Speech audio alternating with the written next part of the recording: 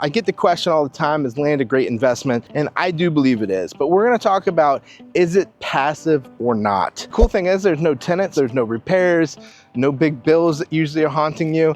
Taxes are a little bit cheaper, but is it truly passive? Let's get into it. Let's define passive income. True passive income means you earn money without actively managing the investment.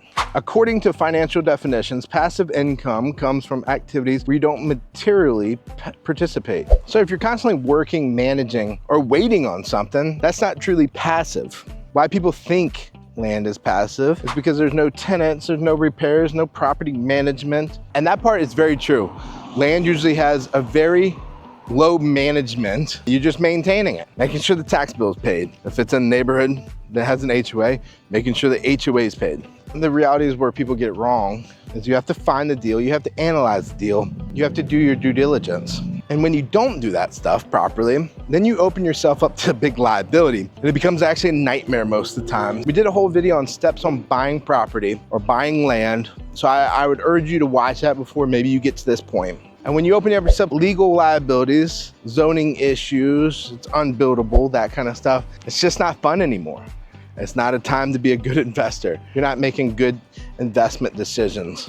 So this is where I think land's not really passive, but I think it is a great investment, especially long-term investment. There's really no way to make it passive unless you're leasing. But most of the time when we're talking about leasing, let it be hunting rights or farming rights, you're really just talking about enough to pay the tax bill. So it's not a very lucrative. When we start talking about mineral rights and things like that, that's a different story and something that I don't really want to talk about because I don't know anything about it. I don't want to lie to you guys and try to come up with something there.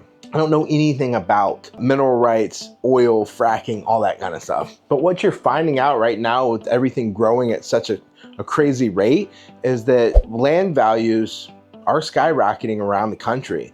And most of it's location, location, location. And it just depends really what's going on around that property. A good example is I sold a property last year where the guy bought it. It was $300,000, waited on it for 10, 15 years, and just so happens that next door neighbor is now $1 billion water park. Well, you can imagine our property is worth a lot more now.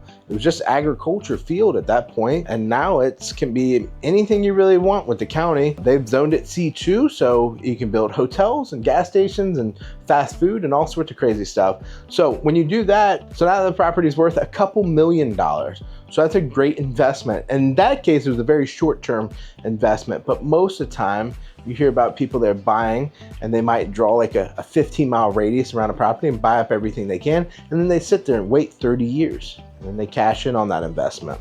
And the last thing I want to touch on is while it's not truly passive, land is a good investment. At some point, we're gonna be running really short on land, and it's just only a matter of time, unfortunately. More and more areas are developing, and so you're seeing cities growing closer to each other, which is pressing the land and making it more valuable thing. So if you're thinking about investing in land, give me a call. I'd love to help, but just know it's not really a passive game. It's a long-term investment. That could be building your house on it. It could be passing it down to families. It could be for future land development. We just kind of have to figure out what scenario fits you best and how we want to go about it. My name is Ben Quann. I'm an associate broker here in Virginia. If you have any questions, feel free to reach out to me. I'm here for it. See you on the next one.